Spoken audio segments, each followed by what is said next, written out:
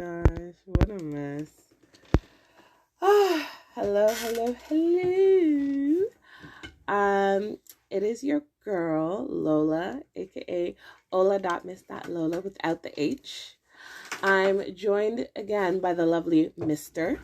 Hello, I'm in a squeaky chair. I'm going to try to get it not to squeak. God bless. And yeah, welcome to another episode of this Black Girl podcast. As you know, we're still finding our tread, finding our balance, getting our sea legs. They shaky. Yeah. But I appreciate everyone still tapping in and tuning in and keeping up with us. We are learning. You know what? It doesn't have to be perfect, but just doing it is a lot better than just not. Yeah, showing up is like the 80% of like doing anything. That's absolutely. You know, so that's probably gonna carry into the theme of this whole episode. Oh God. Yeah, so just because obviously both the Mr. and myself, we do fall into those mental traps of if it's not absolutely perfect and polished to the pinnacle of perfection that we hold it to, like the standard that we hold ourselves in, it's like it's not worth doing. And that's not true. Yeah, the perfect be the enemy of the good. Yeah, you know, that's not. Yeah, that's not it. It's not good. And the truth is, you know, nobody is perfect. Mm-hmm. You know, nobody is the absolute epitome of perfection. Even Beyonce. But where there may be less, I guess, I don't want to even call it cracks or flaws or things that are considered less perfect, is made up for in consistency and effort. Right. You know, by consistently trying, consistently making efforts, consistently putting in that work is where you make up for in the other places you might be lacking, so to speak. Yeah, I understand what you mean. It's like, who's going to see more of the world? Someone who loves to travel or someone who loves to go to destinations? That part. You know what I mean? Yeah, because travel could just mean up and down the street on the bus. Yeah. Yeah, for sure. Rather than saying, I want to go specifically in this spot.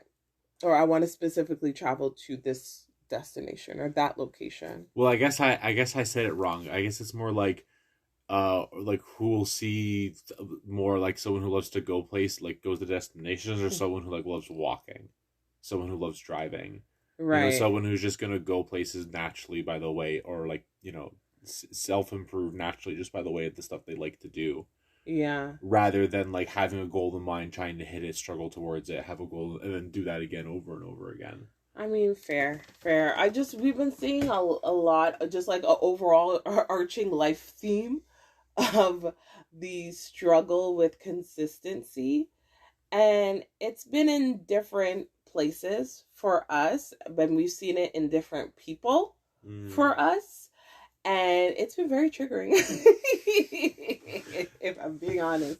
Yeah. It's very triggering because it's like, him and I, we work together to try to be, in general, better people. Not perfect people, mind you, just better, you know? Because we have personal end goals for ourselves. We have things that we want to achieve and continue achieving as we, you know, move through life together. So when we see people that are just like, you know the Family Guy cutaway scene where it's the driver in the highway and then they're like, oh, I'm gonna cut across 4 lanes to get to my exit. Okay, sorry, drivers. And just like cuts across everyone. Like, that's what I'm seeing in people. And then they're looking behind them, and they're like, why are you guys in car accidents? Why are you guys flipped upside down? Why is your car on fire? What are you talking about? I told you I was coming off the exit. I told you. So why are you guys in car accidents? I'm being accountable because I said I was going to do it. Like 15 seconds before you do it, you say it. You're like, accountability. Yeah. Oh my gosh. Up. Okay, like, yeah. You know what? This episode might... Yuck. Please know that...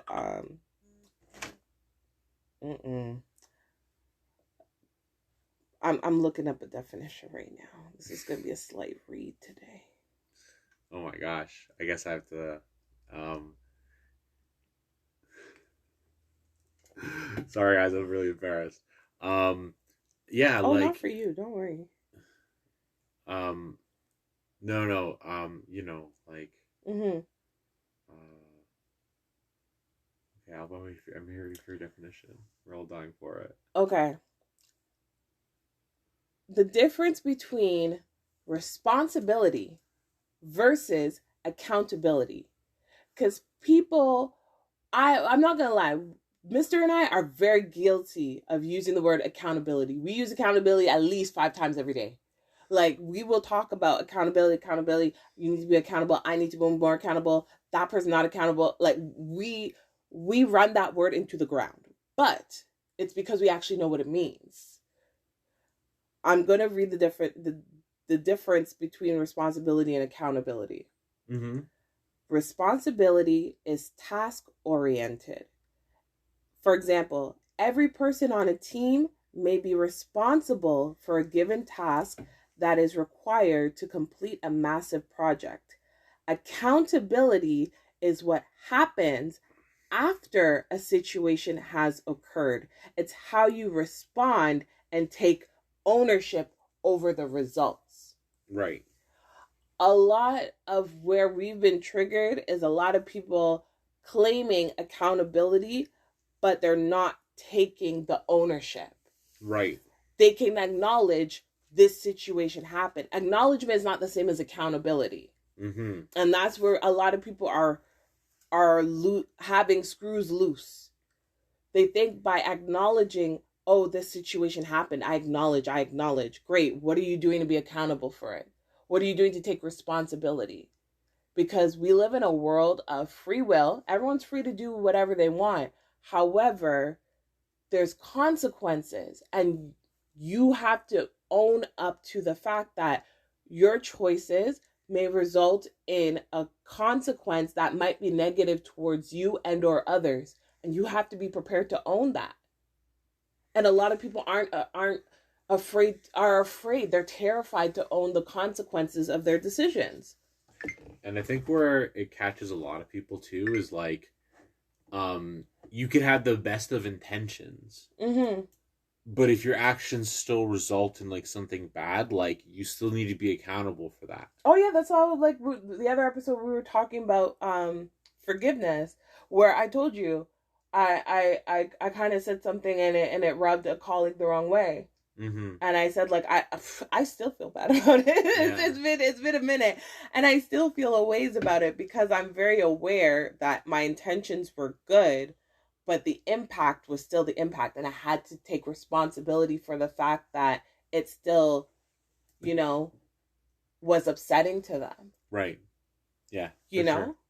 So, like, and like, me and that person were in a good place. It's actually water under the bridge. It's just me dealing with my own personal, like, oh, I can't believe I did that. Oh my gosh, who am I? Yeah. Kind of, inner monologue. Honestly, I feel like the perfect example of it is when it's like, when you're having a rough patch with somebody and and they know it, mm-hmm. and so they show up and it's like, I got you dinner, I got you whatever, and it's like, I didn't ask for dinner.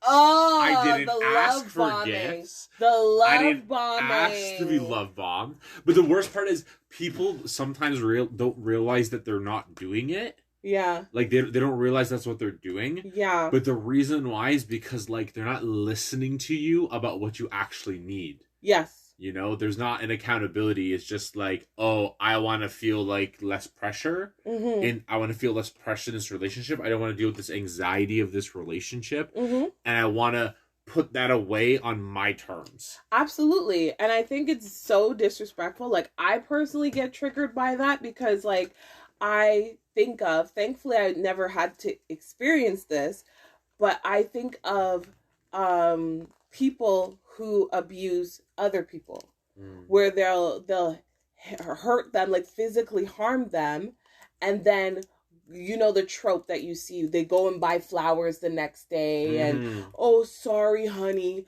I didn't mean to, you just know how my temper loses control, but I don't actually mean that. Don't do that, because guess what, that just makes you distract from the actual problem, and it gives you room to do it again, because all you're saying is I have to buy you flowers or chocolate or take you out to a nice dinner, and I'm clear. Well, yeah, and the way I try to explain to people is like, it's not like a video game where like you get good karma points and that directly puts you on a different, you know what I mean? Like it moves your position in the good karma, bad karma scale. That's not how it works. Absolutely. That's not real life. It's more complicated than that. No, for sure. And the whole like, oh, I'll do one nice thing so you can forget all the 3 or 4 terrible bad things I did. Like I'm a person that will look at you as the sum of all your parts. You may do 1 or 2 nice things for me, but if I see you do 3 or 4 shitty things to somebody else, my brain thinks if you're going to do that to somebody who you claim you care about, you love, you treasure, who the fuck am I? Right. What are you going to like? And that puts me on edge. You don't have to directly disrespect me for me to look at you and be like, yo, that's disrespectful. I look at you differently now. And a lot of people also don't get that. A lot of people think, oh, the disrespect or whatever has to happen to you for you to realize I don't need to associate with you. And that's weird. And yeah, and the biggest, and like a clear example of that for me is like, could you imagine finding out that like one of your friends is cheating? And you're friends with them as a couple and they're cheating and you're still gonna be friends with them? Look, I'm not gonna lie. Like, that's weird to me. I'm not gonna lie. Confession. I had a friend who was kind of known to do that kind of stuff. And it made me feel weird being their friend because like their partner wasn't perfect. But do I think they deserve that disrespect? No. Ironically enough, are we friends now? No. So I don't have to worry about that kind of, movement or behavior. Because here's the other thing. I was thinking like when I would see somebody do that and I would try to be like, no, you don't have to do that. Why don't you just exit the situation? Like you don't have to waste your time. Yeah, like I would suggest to just cut it off and they would have X, Y, Z, ABC reasons. But it made me think like, bro, if you're moving like this, I don't want people to look at me and think I'm like you. Right. Yeah. Right? Because the saying goes, birds of a feather. Yeah, it's true. Right? So it's like birds of a feather flock together. I don't want people thinking I'm a cheat, I'm this, I'm whatever, because you do it and I still choose to mess with you. Yeah. Even though, like, because I do think people can have different interests and still get along, but, like, interests and values are different. Right. Right? So it's like usually people have to have the same type of values to truly get along and have a good friendship. And that's been the through lines for all of my friendships. A lot of my friends carry the same values that I do. Right. So, like... Yeah, and honestly, like, being friends with a cheater is just weird to me because, like, how could you really trust their word? Because, like you're saying, it's like, if you're the person setting the standards, right? Where it's like, I'm saying that I care about this person, and then this is how I choose to treat them. Yeah, then, like, who the fuck are you? But then the problem is like, okay, so is it like that I just haven't been inconvenient enough for you to go back on your word for me? Or if you're, or like, even if you want to say like, oh, maybe they didn't really care for the person in the first place, then it's like, well, what if I'm the mark now? Yeah, what if I was a mark from the start, actually? Yeah, it makes just like this girl was a mark, right? Like, absolutely. What if I'm just the mark? It makes you reevaluate the whole situation, the whole relationship, and that's not how relationships should be. Right, yeah. That's not how it should be. You shouldn't have to think a person that you spend time with, share intimate details, secrets, whatever, is like, am I just a mark for you? Am I just a pastime? Am I just a means to an end? Yeah. You shouldn't have to think that way about somebody, but honestly, with the way some people move, it's ridiculous. I don't know. The other part is just like, you have to, it makes you wonder at some point, and maybe that's just the gaslighting, where you're just like, is this person like, does they actually believe this kind of stuff about either themselves or their situation, or are they actually like delusional, or are they actually suffering from like mental illness? See, the trick now, Yeah, that's I see happening a lot with like mental illness is like, don't get me wrong, mental illness is valid. absolutely. Mental illness should be taken seriously. Mm-hmm. But the problem with a lot of these people now is that they'll in one breath be like, I need you to take my mental illness really seriously. While I don't. While I do not. Don't see a therapist. Don't take accountability for it. Like, the problem is like over time, like, if let's say you have like an anxiety problem, for example, mm-hmm. once you know that and it's been like 3 years and you've done nothing, that's just as bad as knowing that you like sprained your ankle, never got it looked at, and you wonder why it still hurts. Yeah. Like, if your mental illness is serious, go see a doctor. You can't have an illness that you want everyone else to take seriously, but then you don't even go see a doctor about it. It doesn't make any sense. Well, that's where like, again, the whole facade falls apart, because it's like, if you're making claims of, like you said, mental illness, certain unwellness, that you intend everybody else, oh, you need to take this seriously, this is why, but then you also don't take your own actions to help resolve those issues. Like, I literally said to somebody either this week or the week before, like, anger issues or PTSD are not personality traits. Yeah. It's not like, I'm quirky. Like, no.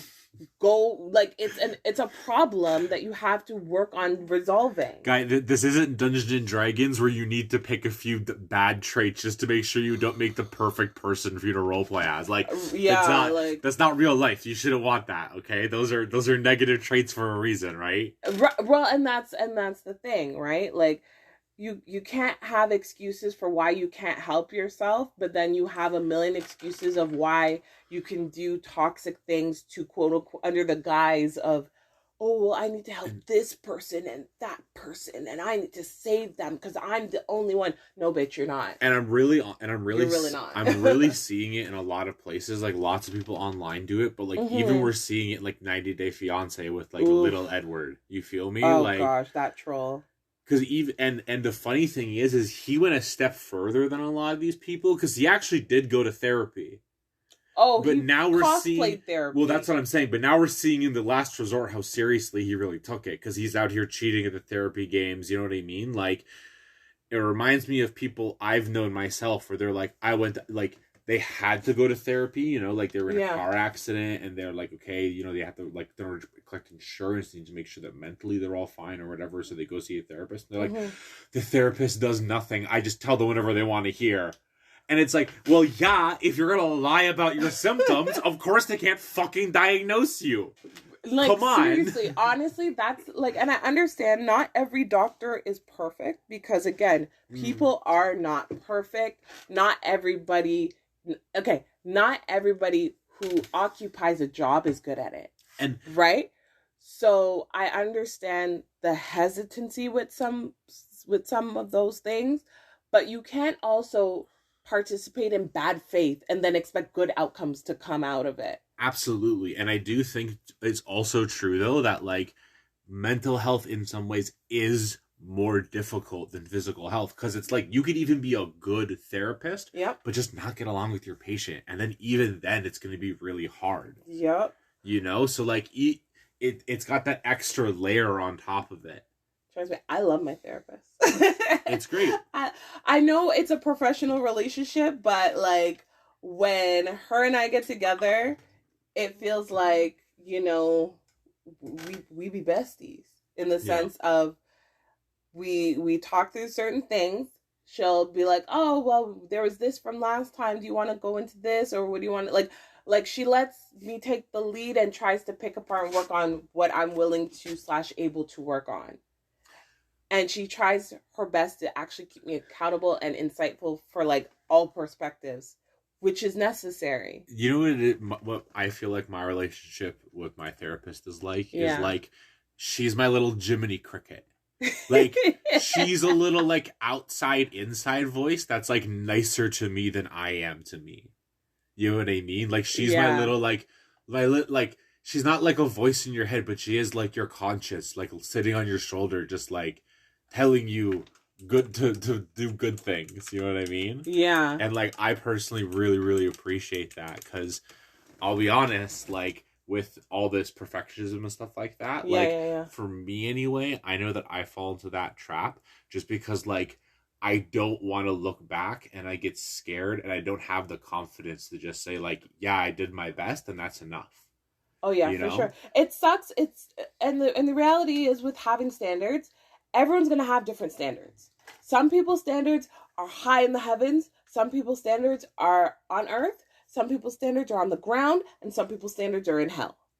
And like, that's cool. But that we also have to recognize that's not everybody. Some people's standards are going to align. Some people's standards are not going to align. And you're not always going to meet everyone's standards. I'm not always going to meet everyone's standards. And sometimes you have to just kind of be okay with that. It may suck to feel like you've tried your absolute best. You gave it your 110% and you found out, still wasn't quite to my standards.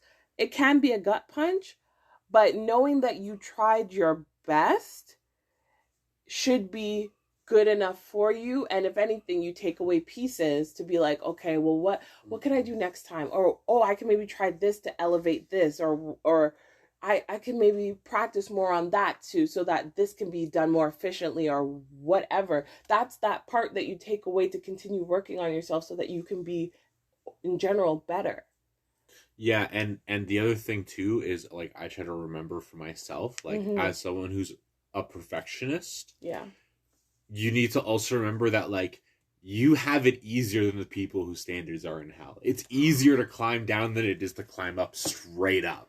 Fair. It's way easier to be like, actually, I can just take this at 75% than trying to learn how to do 100%. Fair. Some of these people, like, they max out at 20 and they can't. I mean, you're absolutely right, because there are times, I'm not going to lie, where I've just half-assed some kind of work and somebody's like, this is phenomenal. Yeah. This is amazing. And I'm like, really?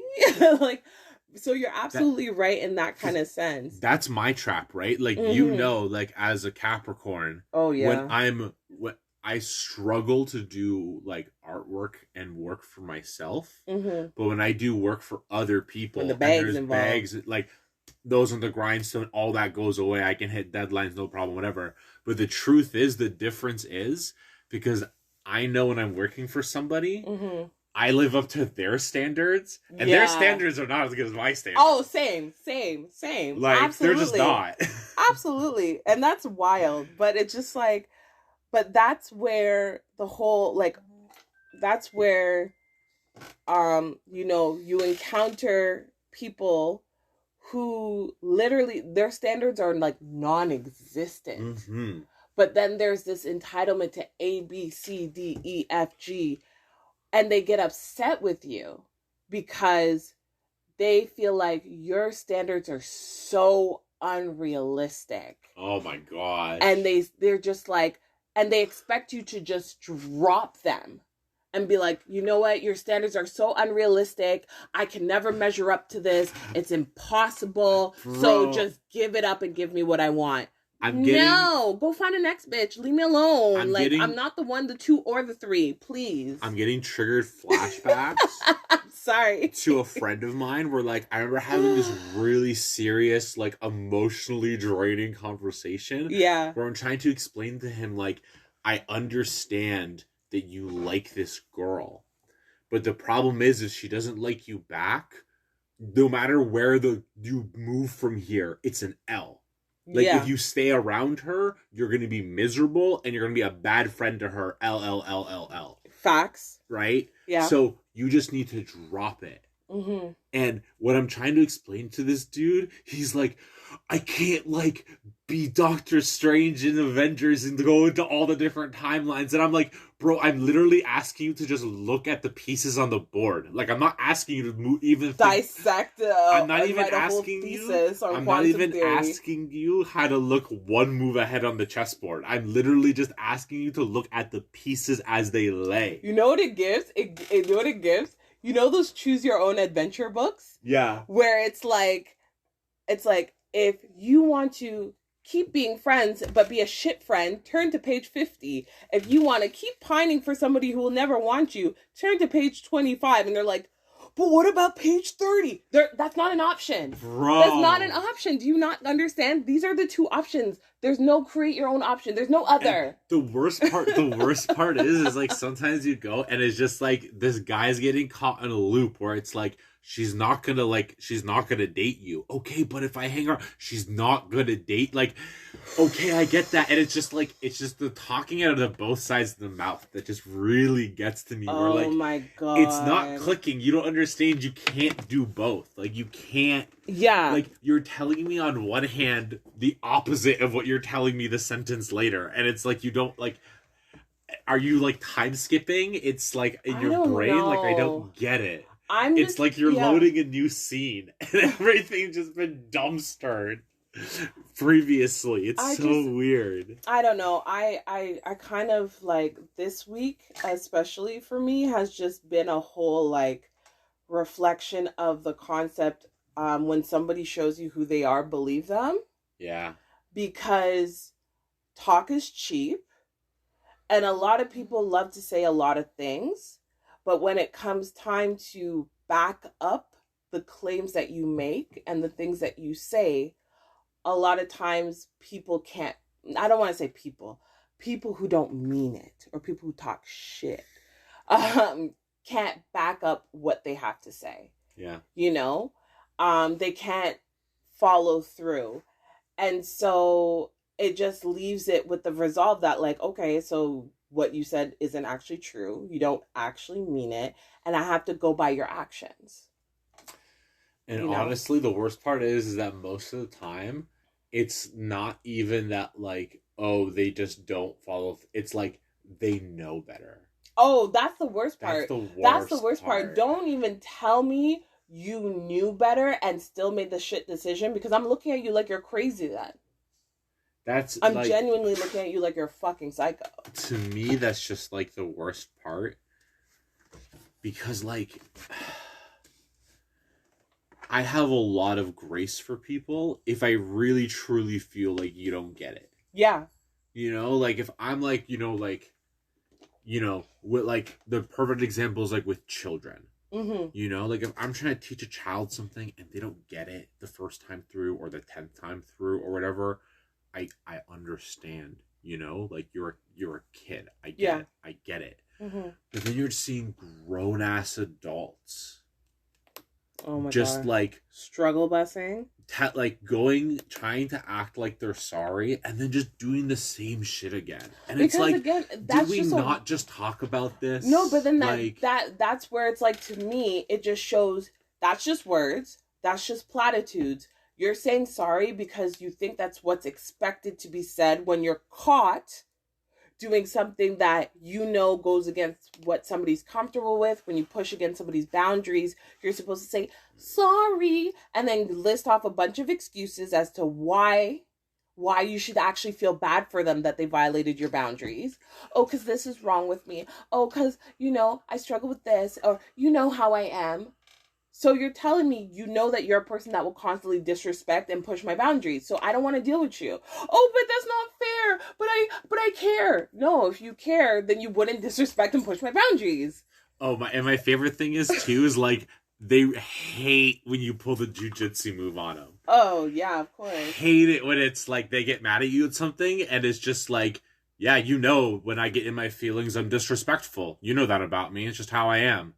And it's like, checkmate? What are you gonna do? What are you gonna do? Are you gonna get mad so you can't use that again in the future? Or Oh, absolutely. Absolutely. Because it's like when you give I hate when people use that saying, you know how it is, or you know how I am, for bad behavior. Because that's something you can choose how you behave.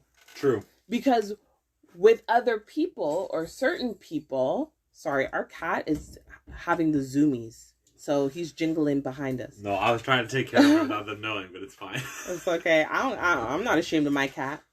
But anyway, he's a sweet boy. Yeah, but you know, a lot of I don't like when people use that as an excuse, because it's like you pick and choose that behavior. You're not giving that to everybody. You're giving that to people who you think you can get away with, or who are going to back down and allow you to trample over boundaries. Yeah, honestly, the funniest thing about that is people who use that not understanding how it really cuts both ways. Oh, absolutely. Because it's also the perfect excuse to drop them, right? Like, well, that's how, like, I like them, but, you know, like, they can't get a cat upon their anger, and I don't want to deal with that. Absolutely. Boom, done. I've learned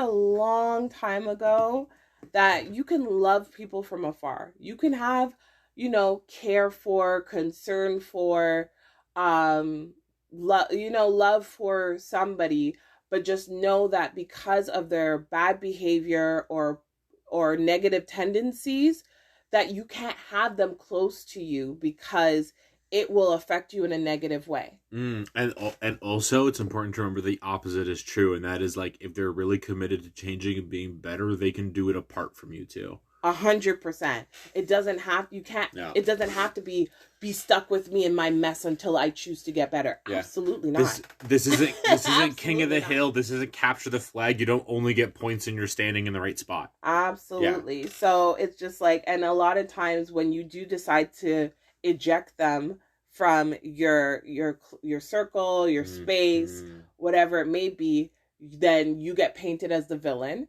You get painted as the bad person. Oh, you pushed me away. You abandoned me. You actually don't care. That's the part where I will wear that villain outfit. I'll make sure it's tight in all the right places, snug, shiny. I will wear those villain colors proudly. Call me Shigo. Absolutely. Yes, I am. Yeah, I was gonna say, I distracted you with Shigo. I'm dead.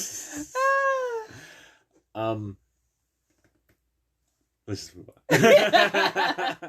No, but like I'll definitely own that if I need to be the villain in your story for it to click and for you to move on and get better, my pleasure. Call me Shigo, call me Maleficent, call me Scar. I will be whoever you need me to be, baby. Okay, I remember what I wanted to say. Like, it makes a lot of sense of why they get mad at you in those situations, because, like, at the end of the day, all that kind of what ends up being mistreatment on the outside, inside to the person, like, it's all a trick so they can keep access to you. Absolutely. So when you take away that access, of course they're mad. The whole point is to keep access, right? Absolutely. Yeah. And when you revoke, and here's the thing about me, I am very, like, I normally say to my partner, I'm not kind. I'm not nice. And he's like, no, you're nice. And everyone around me will say, no, you're a nice person. But the reason why I say I'm not nice is because when I do revoke access, it is virtually impossible to regain it back. Right. I don't think I've ever met anybody who I've cut off or revoked access to as like a friend who has ever regained it back, even fully. Like maybe it was like a slight, smallish, but never 100%. Like we've never ever bounced back the way things were, and our friendship, relationship, whatever has been, has fundamentally changed and will never go back to where it was. So like I'm that kind of person. When I cut you off, woo, paraplegic, cut at all the limbs. Cut at all the limbs. I'm cutting the arms, the legs, you stuck in the chair. Like, God bless. Like I really don't. I really, really don't. Yeah. Dead ass. And I say this all the time. I use my own sister for an example. I cut off my sister 10 years ago. I went no contact.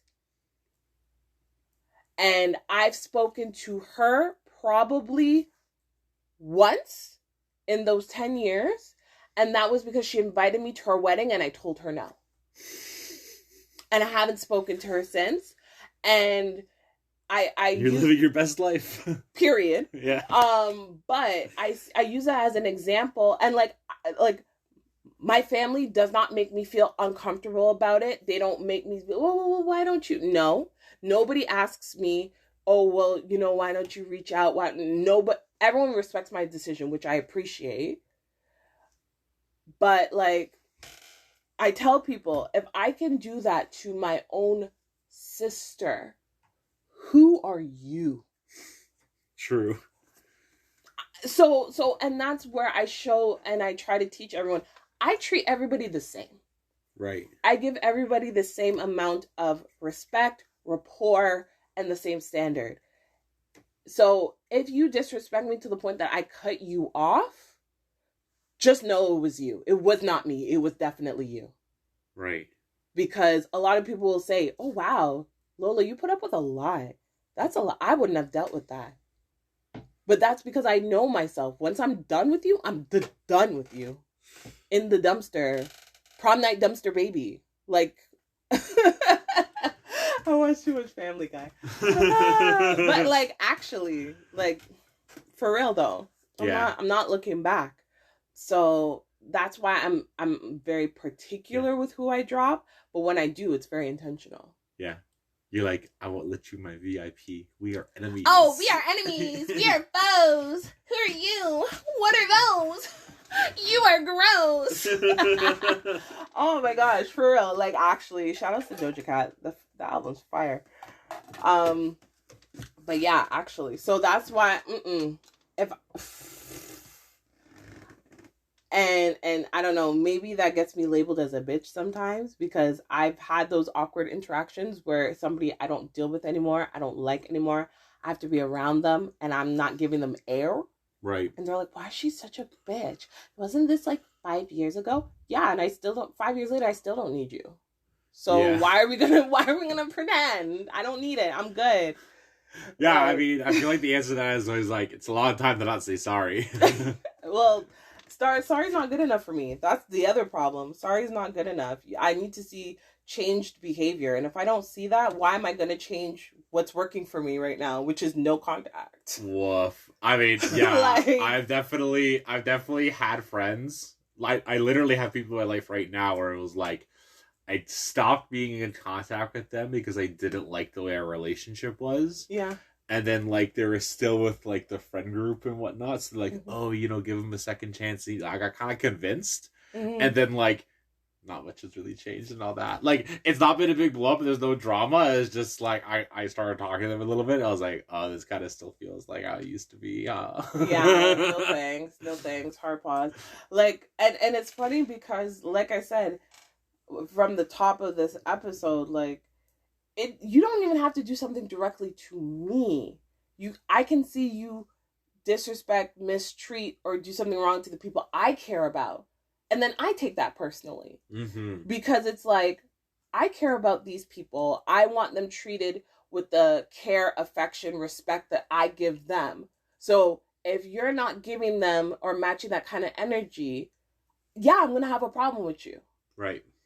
So I've had those interactions too, where it's like, we're not even directly friends, but I don't like you. Mm. And they try to make it a big deal. And it's like, no, baby, I'm sorry. Like, we will never be cool. Yeah. We will never be cool. You're just not on my level. And that's okay. That's okay. Honestly, you don't have to be.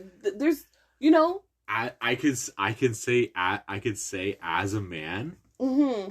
the most butthurt people I've seen of just looking at someone and just going like, nah, I've heard the stories, I think I'll pass, have been women. 100%. Some of them, like, some people just get so butthurt. When, know their reputation, they don't even deny their reputation, you're just like, Nah, it doesn't feel worth it. Absolutely. Doesn't feel worth it. Absolutely. Well, because then, or for example, when you have like a center person and then the other, like the acquaintances meet and then the acquaintances become friends and then that main person gets upset. Like, you're not a fucking gatekeeper. People are allowed to get along. Wouldn't you want people that you know to get along? Right. That energy is also weird to me. True. Like, weirdly possessive. It's weirdly possessive, but it's just like, if you have a problem with the people you're around getting along, it gives liar vibes. It gives, you tell somebody one thing and somebody else another so that you don't want to get cross-examined. Exactly. Right. Exactly. It's giving strong Napoleon vibes. Divide and conquer. You know what I'm saying? Yeah. So, like, that's what it snitches to me. Yeah, that's fair. I'm just saying. Oh, my gosh. But, I don't know. I guess, in terms of, like, let's wrap this up with something, I don't want to say wholesome, because that's delusional.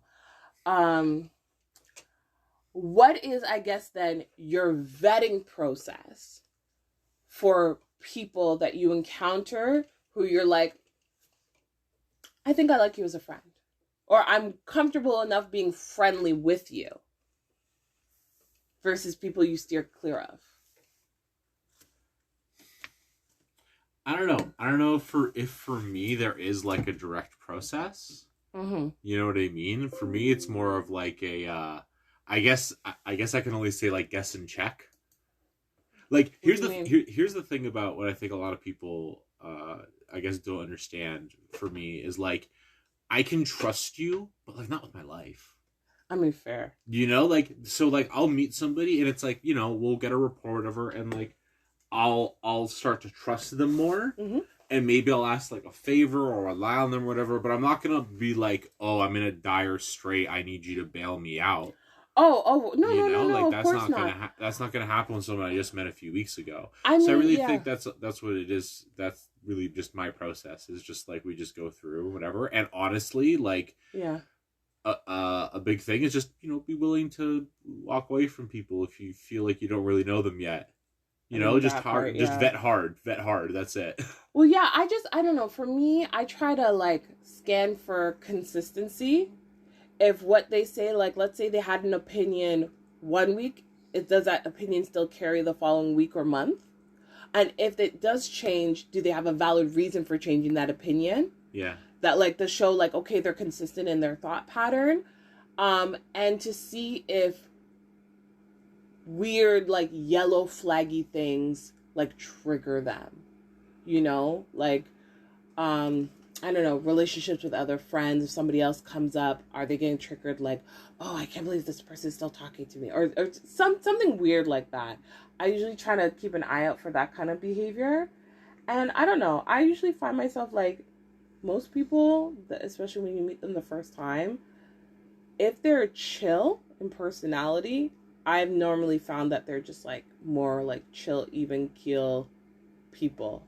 I usually find the people with the kind of like, I don't even want to call it inflammatory, because some people are just very excitable in general, but like if they're very like up and down with their emotions, like very extreme on both ends, right? Go from very happy to very sad to very mad to very upset to da-da-da-da-da-da.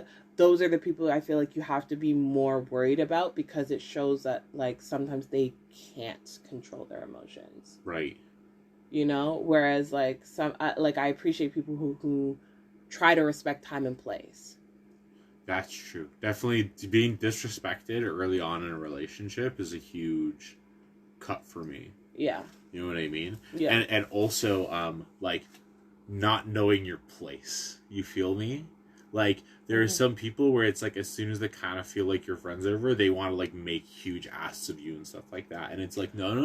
Oh yeah. We'll use those little jokes to try and cut you down, or or something like that. I've seen that kind of mannerism before. Or I'm even just thinking of just like, asking you to like drive across town and you're like, nah, I don't want to do that, or I have some other plans, and they get like upset with you or something, and it's like, no, you gotta understand, like, we're friends, but you're not like my number one best friend ever. Like, that's like, it's the same thing as love bombing. Yeah. But like you can call it friend bombing. I don't know, where you just meet somebody and then all of a sudden you guys want to. They want to hang out with you 24/7. Yeah. They overshare to like pretend that you guys have a closer bond than you actually do. Right. And then start, like you said, asking for huge obscene favors that you wouldn't normally ask for somebody you met like a week ago. Right. Yeah. You know? Yeah, for sure. That's definitely a huge crimson red flag with the word run on it. Right, yeah. But yeah, no, for sure. For sure. I don't know, like, I've been very thankful, and maybe because I might have like a stern look or a resting bitch face look or whatever on my face, like, I don't always get approached by people, but the few new friends that I've made in the past few years have been really good friends, and I'm very thankful. Mm. And I think it's just kind of like that vetting system where you don't jump into right away, slowly get to know somebody, figure out if you guys share the same values, because I feel like no matter what the differences in personality, aesthetics, tastes, if you share values, you will always have a good friendship. Right. And I think that's where that, like, resonates the most. Yeah, I definitely agree with that. Like, I feel like sometimes people won't, like, you'll have, like, the same intention or the same values, but it won't, like, manifest the same way. Not, like, worse, just, like, different. You know what I mean? Like, it comes out in a different way. And I think that, like, it's fine to be friends with those kinds of people as long as, like, they understand. As long as, like, you understand you can't, like, ask them to totally change how they are for you. Mm-hmm. But you can also ask them to, like, not bother you if you're going to be friends. Yeah. You know what I mean? Like, they don't have to always do things in the way that they know upsets you or bothers you. Well, that's like where mutual respect comes into place, right? Yeah. But I'm just saying, if you share the same values, that's easy to do. Right. But, like, let's say you go out. I've seen this happen all the time. Girls will go out to the clubs, and they'll meet another girl at the club, or another group of girls at the club. And you think, oh, we're all in the club together, so that must mean, like, we share mutual taste because we're in the same space. That's not true. Right, yeah. But I've seen girls all of a sudden, switch IGs and like each other's posts and, oh, Bessie, when are we going to go out next weekend? And try to become best friends like that, when the inherent values underneath the fact that you just happen to be at the same space is overlooked. Yeah, honestly, it gives very, like, internet young for me at this point, because it's like a hashtag friendship, you know what I mean? Like, oh, for sure, all the tags line up, so of course you're gonna be friends. Yeah. It's like a algorithm kind of fed, like, suggested, because you guys are in this close proximity, right? Yeah, close proximity with similar hashtags, of course you'll get along, right? And that's definitely not true. The case. Yeah. So with that being said, I just want to sum up this episode with just saying, there's nothing wrong with your standards. Not everyone's going to meet your standards, and that's okay. You're not going to meet everyone's standards, and that's okay. Mm. But as long as you continue to embody and, embrace the values that you hold, you'll be fine. Yeah, and I think it's also important to remember with certain relationships that, like, there was a time when you did not have this relationship and you were still whole and complete. Oh, absolutely. And there will be a time after this relationship is over and after you step away where you'll look back and it was just a relationship you were in and not something that, like, has taken over your whole life or occupies so much space in your life. Well, except for you. I mean, no, I agree. People are here for reasons and seasons. Right. So the season may be long. The season may be short. It might be a Netflix 6 to 8 episodes. It may be, a Criminal Minds 15 season 20 to 22 episodes. You never know. Yeah. So embrace it. learn from it, because there's no point in going through hardships, struggles, and challenges if you don't bother to learn the lessons along the way. So, but with that being said, thanks for listening to another Tangent Rant, another episode. Make sure you're following the Instagram page at This Black Girl Podcast. Again, it is your girl Lola, Ola.Miss.Lola without the H, and the lovely Mr. And we'll talk to you next week. Bye.